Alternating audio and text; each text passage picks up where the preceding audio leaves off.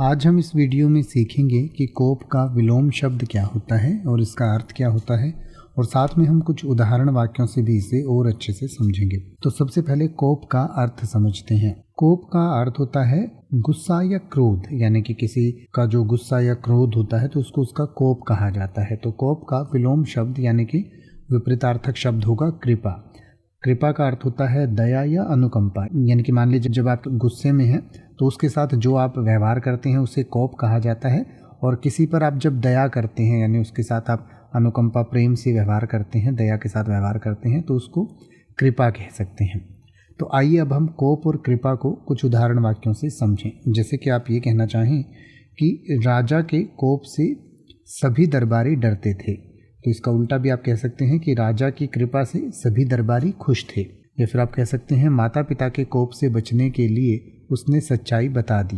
या फिर आप कह सकते हैं कि उसकी कृपा से मुझे यह नौकरी मिली। या फिर आप कह सकते हैं गुरु की कृपा से सभी कष्ट दूर होते हैं।